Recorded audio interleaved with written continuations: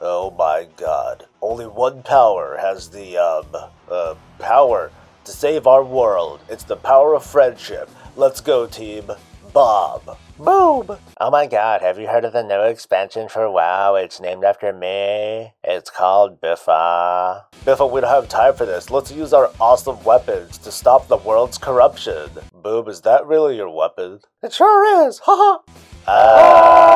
So why am I just pointing my weapon at it? It's supposed to suck up the corruption. Says who? Magnate Bronzebeard said so. Yeah, but my weapon is the Smash Bringer. It doesn't suck up corruption, it just turns everything to smash. Yeah, and my weapon, it's just a floating head. Yeah, well, let's just do it anyway. Hey, it all works somehow. But what about our weapons? They're all busted now. Don't worry, friends. The power has always been within ourselves. Oh god, whatever. Here, for friendship. For friendship. It's not gonna ship. Watch me.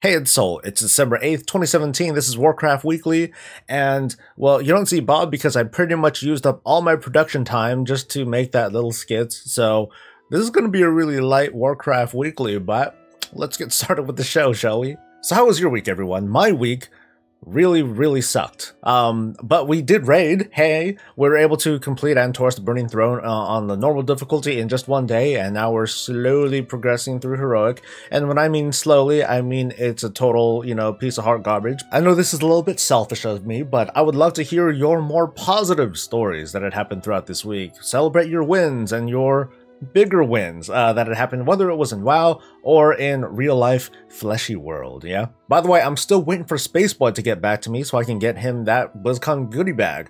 If he doesn't reply soon, well, okay, I'm not really going to give a deadline, but, well, I'm still waiting to hear from you, okay? This week's featured YouTuber, now that I have no hesitation and I already talked to the person, is TheArgentCrusader, who happens to be one of my guildmates. It's a fairly simple channel featuring a Death Knight who does cool things like high-end Mythic Plus, solo content, stuff like that. And that's it. Really. Now, part of me thinks whenever I do these kinds of YouTube, like, featurettes, these kinds of things, that I want to try to help the community grow. And maybe I still think that this is the right thing to do. But at the same time, part of me is thinking, like, well, maybe I should go for, just like whatever channel. Not just whatever channel, but I should go for, like, really small channels that are really just trying to get started and try to get off the ground. Many of us YouTube people in general have a specific agenda. They want to grow, they want to monetize, they want to make a living out of doing this. I make no illusions that that's something that I'm very interested in. But then there are, I would say, honest, benign channels that, such as TheArgentCrusaders, that just have things to share. It's not about the money. It's not about trying to make a career out of it. It's just like, hey, here's a cool thing that I think I want to show people. Here it is. I think that's something that's a bit harder to appreciate and a bit harder for YouTube to realize. So when featuring this channel, and I encourage anyone who's interested in Death Knight tanking and whatnot to take a look, just good old honest World of Warcraft gaming stuff. So thanks, Argent, for letting me feature your channel. And if you guys at home or in the toilet or in the car happen to know of any small YouTuber that's small WoW YouTuber with less than 10,000 subscribers that you think should be featured, that needs a little bit of love and attention, send them my way and I'll feature them in a future video. Like I said, this week is a little bit light on the news. I mean, we do have a new PTR build, and of course we do have the Mythic World First race that had just started, and it looks like it might be almost over. As of this recording, taking a look at WoW Progress, I see Method at number 1 with 10 of 11 mythic bosses dead. Exorcist or Exorcist, I don't know how to pronounce it, they're second. And US Base Guild Limit just hit 10 of 11 as well, getting them into 3rd place. So from this, I've got to ask 2 questions. One, is this raid too easy? My first impression is, yeah. Part of it might be the fact that it just is easier. Another part that I think is more like a perception factor, it might be just the experience that we've had in Heroic and Mythic Tomb of Sargeras with Kill Jaden, and other fights as well. Those fights had a very recurring theme where personal responsibility, or the lack of personal responsibility, resulted in everybody dying. In my opinion so far, and my opinion To be honest, it doesn't mean squat because I've only really completed the normal version of the entire raid. But at least from the feel of it, that kind of personal responsibility isn't quite as there. No doubt that even Blizzard thought that was too easy. As a result, they upped the health of Argus the Unmaker by 10% on both normal and heroic difficulty. The other question that I have is, should we still care about the world first race? I mean, it is symbolic of who gets to the end first. Often the criticism or the joke is made that the Mythic World First race is also kind of a beta test for Blizzard with regards to how they should be balancing Mythic raiding for the rest of the community. The thing is, though, is that it sort of is. When you compete at that world sort of level, you do things that are very not typical of the average or even like the higher end Mythic Raider. Very few people perform or compete at that level, so they deserve their status as a top end raider. But I'm pretty skeptical that even though the data might suggest that on like Warcraft logs or whatever, we should be stacking bad examples. These are all just examples, 9 boomkin or something like that in order to succeed in this Mythic raid. This sort of data that we're going to get after the world first race is done is just kind of a snapshot of, this is how the raid was done at the time with this kind of group, with this kind of power level, this kind of artifact level going, and of course these kinds of balance setups. This is the burden that the Mythic raiders have to endure, unfortunately. Of course, the alternative, and I'd love to hear your thoughts on this, is whether or not whenever a Mythic raid is released, should it be set in stone? Should it just be like, boom, there it is, no balance changes, whether it was too easy or too hard, that's just what it is. Keep the tuning where it's at, so that way you get kind of a balanced look as to how players performed throughout the entire shebang. It's like, okay, cool, it took me that long to beat that boss or whatever. And very noticeably, that's slipped into the heroic and the normal version of the raid too, because this is the first time that I recall, I'd have to look back and see, that we've seen an effective buff to a raid end boss just like 1 week or so after it's released. I think it's a little bit weird that we can have like certain conversations. Like one of my guildmates, he pugged his way through heroic Antorus. It's like, okay, cool, yeah, I did it on the first week. I feel so awesome. But now I can tell him, oh, you only killed him on the first week, you killed him pre-buff?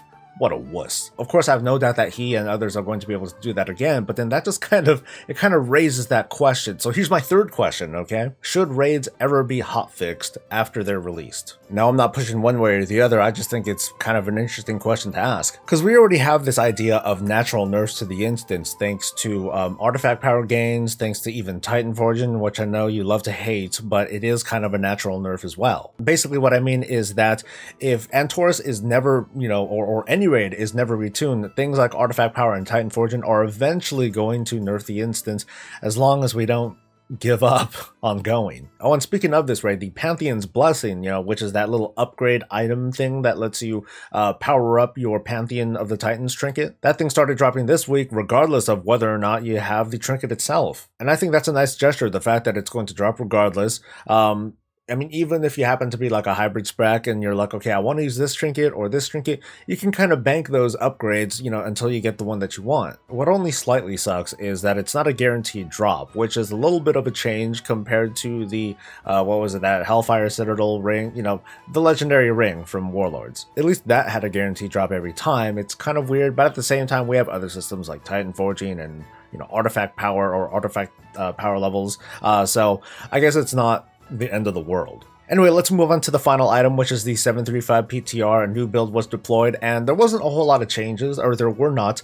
Grammar, sir. There weren't a whole lot of changes. The focus here was, okay, there was no focus. It was kind of all over the place, but part of the recurring theme was revolving the old leveling experience, the whole level revamp that's going to happen, as well as Ulduar time walking. These had to do with achievements and other, small kind of benign things, but, under the surface of that stuff, there's just more and more information and more data that's coming with all the story advancement that's coming after this whole Legion storyline is over, and the lead up into Battle for Azeroth. That makes this 735 patch, it makes it weird. It makes it like not the 0.5, it feels like it's not the 0.5 patch that we thought that what normally comes in a 0.5 patch, which is not this much stuff. The whole thing with the level revamp alone is a massive, almost a cataclysm level, you know, kind of revamp. Okay, not really, but you know what I mean. And by the way, Blizzard's calling out to everyone to help test this content, so that way their hands are kind of clean. In case people are dissatisfied with it, they'll just be like, well, did you give us that kind of input before? No? Screw you. Well, okay, maybe not like that, but they're asking for all of our help. All they want us to do is get into the PTR, start a brand new character, and then go. You know, just go. See how far as you can go, and, you know, provide your feedback. I myself am probably going to do something like that maybe next week during the stream, so if you feel like tagging along, cool, feel free. Anyway, like I was saying, this patch is weird. There's like so much information to reveal that I don't want to really go over yet, because it's hard to tell whether or not they're done revealing all these different things that are coming out, because we're seeing pre-Biffa stuff, and I'm not sure, you know, whether or not this content is going to be released on 7.3.5 or in the middle of 7.3.5 or at the end of 7.3.5 right before the systems patch comes out, 1 month before Battle for Azeroth comes out.